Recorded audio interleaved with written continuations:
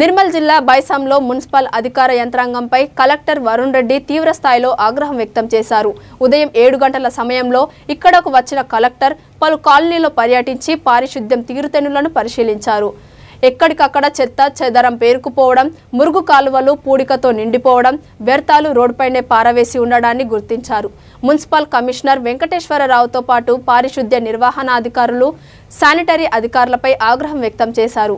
10 రోజుల వ్యవధిలో పరిస్థితులు పూర్తి స్థాయిలో మార్పు రావాలని, లేని పక్షంలో చర్యలు తప్పవని హెచ్చరించారు. డంపింగ్ యార్డ్లో చెత్త తగలబడకుండా చర్యలు తీసుకోవాలన్నారు. అంతకుముందు మిర్చి మార్కెట్ యార్డ్లో జరుగుతున్న సమీకృత మార్కెట్ నిర్మాణ పనులను, ప్రభుత్వ జూనియర్ కళాశాల ఆవరణంలోని ప్రభుత్వ ఉన్నత పాఠశాలలో చేపడుతున్న మన ఊరు మనబడి పనులను పరిశీలించారు. ప్రభుత్వ జూనియర్ కళాశాల ప్రాంతంలోని పలు కాలనీ వాసులు తమ ప్రాంతంలో పశువుల వ్యధ కొనసాగుతుండడం, వ్యర్థాలను రోడ్లపైననే పారవేయడం వల్ల తాము ఎదుర్కొంటున్న అవస్థలు ఏకరువు పెట్టారు. స్పందించిన కలెక్టర్ సమస్యను పరిష్కరించేందుకు సత్వరమే చర్యలు చేపడతామని కమిషనర్ను ఆదేశించారు.